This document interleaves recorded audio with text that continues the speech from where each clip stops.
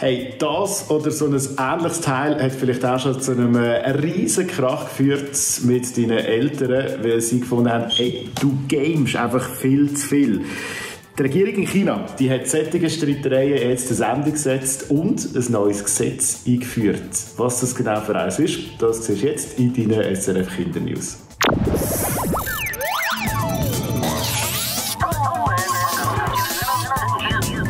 Hallo, ich game genau ein Spiel auf dem Handy und das manchmal richtig lang. Vielleicht gamest du auch gerne viel und lang auf dem Handy, am Computer oder an der Konsole. Dann hast du vielleicht eine Abmachung mit deinen Eltern, wie lange das darfst gamen. In China gibt es neu ein Gesetz. Das heisst, Kinder und Jugendliche dürfen 3 Stunden pro Woche online gamen.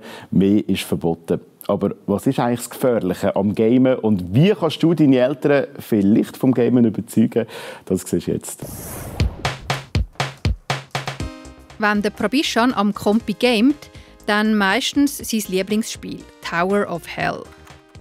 Also in dem Spiel geht es darum, dass man hier ganz nach oben kommt. Und wenn man jetzt hier ganz oben ist, wie letzte Parcours, aber stirbt, dann müssen wir ganz von Anfang wieder anfangen. Der Probishan hat auch schon echtes Geld gezahlt, um seine Spielfigur zu gestalten. Die meisten Sachen kosten echt Geld. Und ich habe einfach echt Geld ausgegeben. Es ist ein Game, das einem richtig reinziehen kann. Das hat auch der Probishan gemerkt. Früher hätte er nämlich viel mehr gespielt, aber dann haben seine Eltern Regeln aufgestellt. Also ich darf jetzt nur in den Ferien und vielleicht mit Ausnahme am Wochenende spielen und das so 1 Stunde bis 1,5 Stunden pro Tag. Solche oder ähnliche Abmachungen kennst du wahrscheinlich von dir daheim auch. Die meisten Eltern wollen so ihre Kinder davor schützen, dass sie gamesüchtig werden oder dass sie ihr ganzes Sackgeld im Game verpulvern.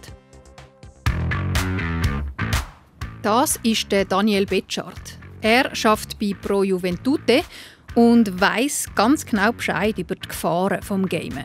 Natürlich sind viele Spiele zuerst mal auch gratis, gerade auf dem Handy. Aber meistens ist es dann doch so, dass man, wenn man anfängt zu spielen, an einen Punkt kommt, wo es entweder mühsam wird oder sehr langsam. Und dann kann man Geld ausgeben. Und da ist es einfach wichtig, dass man sich im Vorfeld auch überlegt, wie viel Geld will ich ausgeben. Nicht, dass man dann plötzlich ganz viel Geld in das Spiel investiert hat, das man gar nicht wollte. Und was ist, wenn die Eltern jetzt wirklich übertrieben streng sind, wenn es ums Gamen geht? Was sicher ein guter Tipp wäre, ist, dass man zusammen mal auch gamet oder zusammen Spiele macht. Also ihr Kind könnt wirklich auch eure Eltern mal einladen und sagen, komm, wir spielen mal zusammen etwas oder kann ich dir das mal zeigen und erzählen auch, was euch daran interessiert und fasziniert. Gamen mit den Eltern, weil der Probishan ja nichts Verbotenes macht, wäre das für ihn eigentlich kein Problem. Ich finde es eigentlich nicht so schlimm, weil die Spiele, die ich spiele, sind doch für mein Alter. Es gibt jetzt nicht so andere Sachen, aber ich darf nicht schauen. Ob dann aber das Gamen mit den Eltern zusammen auch richtig viel Spass macht, das ist nochmal eine andere Frage.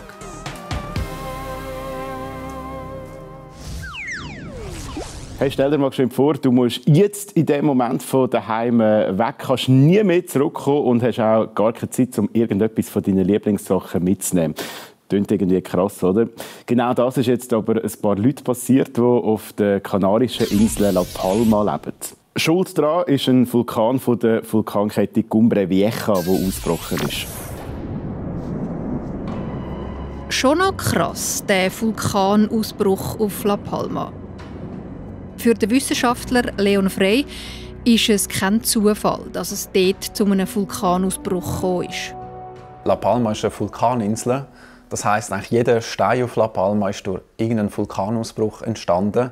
Es hat in der Vergangenheit immer Ausbrüche gegeben, es wird auch in Zukunft immer Ausbrüche geben, weil wir halt unter La Palma Magma haben. Und das Magma, das kommt einfach immer wieder an die Erdoberfläche und führt dann zu einem Ausbruch. Magma ist flüssiger Stein. Solange die Masse unter dem Boden ist, sagt man Magma. Wenn sie aus dem Boden an die Oberfläche kommt, Lava. Ein Vulkanausbruch kommt meistens nicht ohne Vorwarnung. Auf La Palma hat es im Voraus viel kleinere Erdbeben gegeben. Die sieht auch der Leon Frey. Jeder Punkt ist ein Erdbeben und wir sehen, wie die Erdbeben so ein bisschen seitwärts wandern. Und diese Seitwärtswanderung ist eigentlich genau die Bewegung vom Magma im Untergrund. Das Magma war zuerst in diesem Bereich, ist dann hier rausgewandert und eigentlich hier beim Stern dann an die Erdoberfläche gekommen. Seither speuzt der Vulkan Lava. An gewissen Orten hat der Strom ganze Häuser überrollt. Die Menschen, die in diesen Häusern gewohnt haben, konnten sich zwar rechtzeitig in Sicherheit bringen, aber all ihr Hab und Gut verloren. Und die Lava ist nicht nur extrem zerstörerisch, sie wird auch noch lange heiß bleiben. Drinnen, die Lavaströme, die sind 10 Meter oder noch mehr dick zum Teil. Und bis es eigentlich im Inneren richtig abgekühlt ist, das geht mehrere Jahre. Also es kühlt sehr, sehr langsam ab. Aufhören Feuerspeuzen sollte der Vulkan schon vorher. Wann genau, kann man nicht so genau sagen. Expertinnen und Experten rechnen aber damit, dass es noch mehrere Wochen oder sogar Monate gehen könnte. Wenn es um Corona geht und darum, wie viele Menschen das sich zum Beispiel schon impfen lassen haben oder wie viele Leute das schon Corona hatten, ist mega oft auch die Rede von Herdenimmunität. Aber was bedeutet das Wort eigentlich? Wenn wir von Herdenimmunität reden, ist mit Herde eine Gruppe von Menschen gemeint. Und Immunität bedeutet, dass jemand vor einem bestimmten Krankheitserreger, zum Beispiel vor einem Virus, geschützt ist. Zum Beispiel, weil die Person dagegen geimpft wurde. Oder weil sie die Krankheit schon hatte und ihr Körper weiß, wie er sich gegen die Krankheit wehren kann.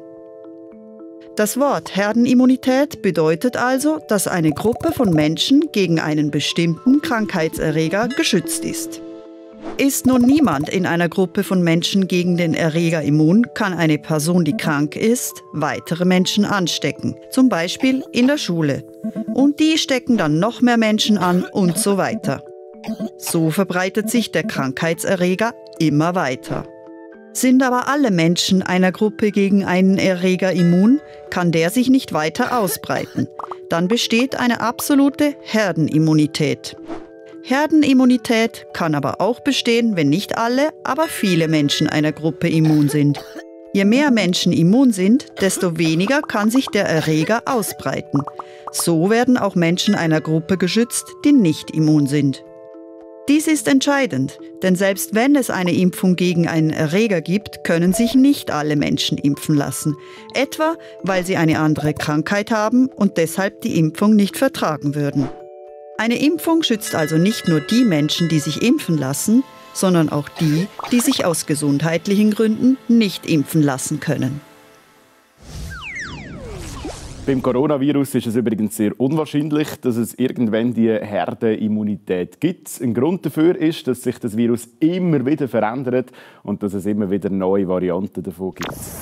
Und zum Schluss noch eine lustige Meldung aus Neuseeland. Dort haben Wissenschaftlerinnen und Wissenschaftler einer Kuhherde beigebracht, aufs WC zu gehen, das Ganze im Dienst der Umwelt. Also natürlich nicht auf ein normales WC, wie wir Menschen drauf gehen, sondern in die grüne Box hier.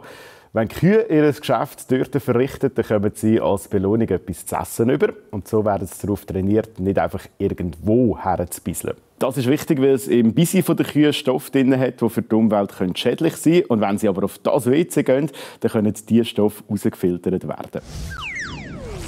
Und das wären jetzt die neuesten SRF Kindernews. Ich würde mich sehr freuen, wenn du unseren YouTube-Kanal SRF Kids abonnierst. Dann verpasst du auf keinen Fall die nächste Folge und bleibst immer informiert, was in der Schweiz und auf der Welt gerade abgeht. Bis gleich.